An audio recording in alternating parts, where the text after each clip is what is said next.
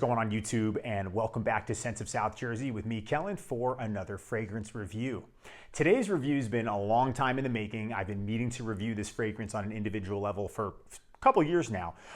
This is a classified fragrance as an oriental woody fragrance. You know, it's from the house of Chevignon. It's from 1992, and it is Chevignon for Men by Chevignon.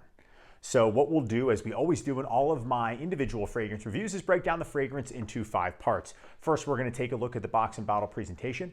Then I'll go over the fragrance's notes, tell you which ones I can pick up on, and then I'll talk about its performance based on my experience wearing the fragrance. Then I'll give it my overall thoughts, and then of course my overall rating. Before we jump into this video review, if you haven't subscribed to my channel yet, please make sure to do so. Just hit the red button below. I would greatly appreciate it. We're on our way to 15K, and again, I can't thank you all enough for this awesome journey that we've been on so far together. If you have an Instagram, check out the Scents of South Jersey Instagram page for news and updates on the channel, photos of fragrances from my collection, daily scent of the day posts. The collection for this one probably will be my next post. I haven't put one up in a while, and this is a great one to do, so that way you can see the whole full body line of Chevignon for Men.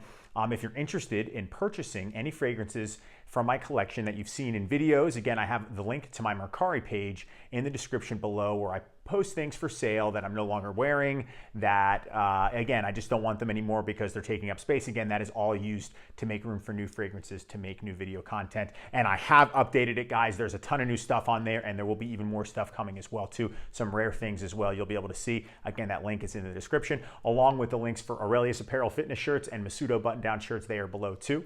But anyway, let's not waste any more time, and let's check out this review of Chevignon for Men by the House of Chevignon.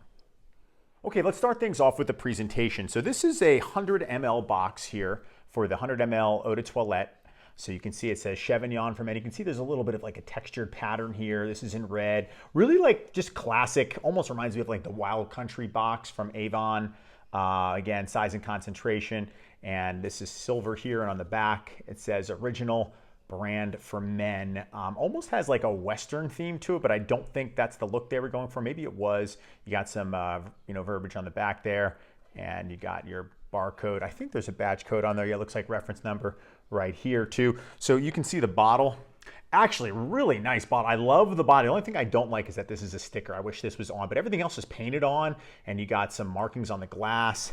Best original brand. Like, it's very high end. You can pick it up by the cap. Cap doesn't click into place, but it fits in snugly on the bottom there. And it's even got that embossed glass. I love that. I think that's really nice. I just wish they didn't do the sticker, but you know, the sprayer here, let's spray some out. Decent sprayer, you know, kind of classic. You can see that there on the cap. You can see it says Chevignon for Men there too.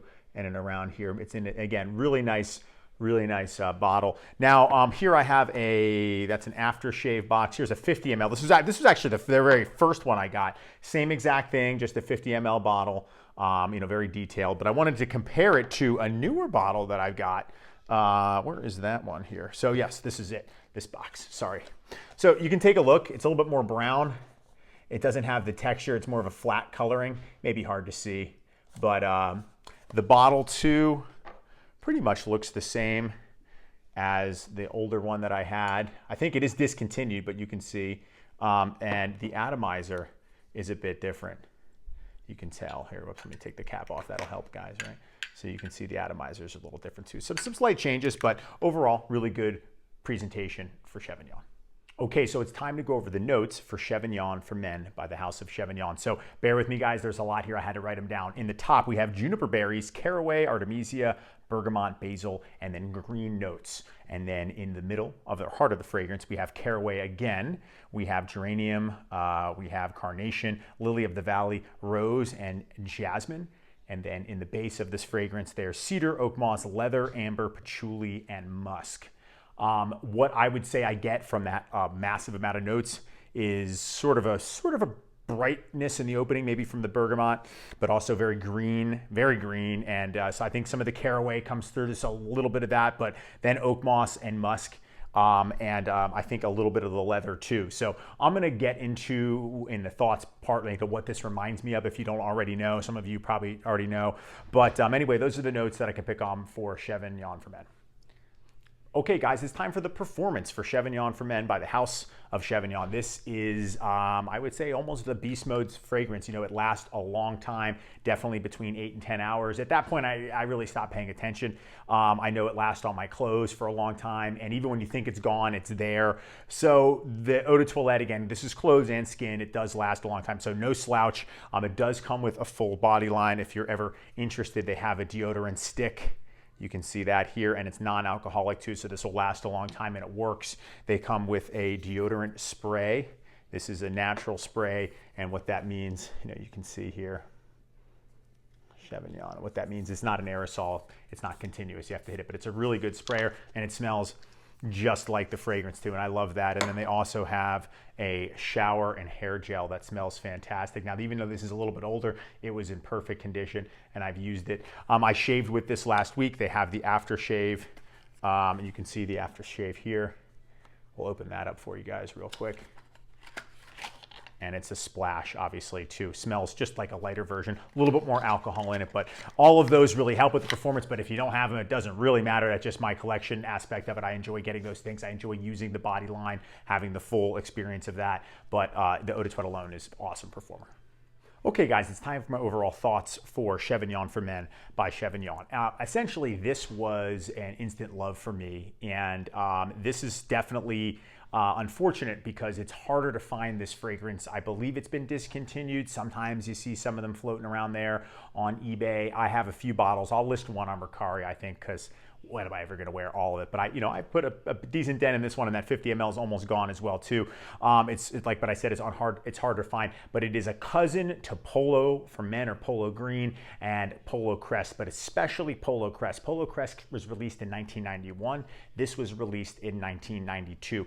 It's like if you had all three lined up, the freshest of the three would be this one, and it's it's mainly sort of a forgotten fragrance, maybe outside of the lovers of classics. So that's why I sort of wanted to make a review. Most of the lovers of classics like my type of channel, but as I've been exploring some newer things, but this is one that I have to highlight because of how good it smells. It's overall, it's got that classic musky, fresh, clean smell with the dry downs with like light woods and leather.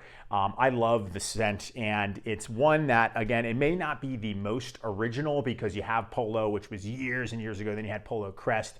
But Polo Crest is obviously gone and very hard to find, very expensive. And this may have been this brand's attempt to get with the times and put out something like Polo Crest. You never really know. But I think it's an excellent alternative to them. And I think out of the three, as far as vintage goes, this might be the easier one to find, I'd hope. But it does have the full body line. I think it's going to appeal more to guys, in my age, in their mid-30s and up, if you like that classic style scent.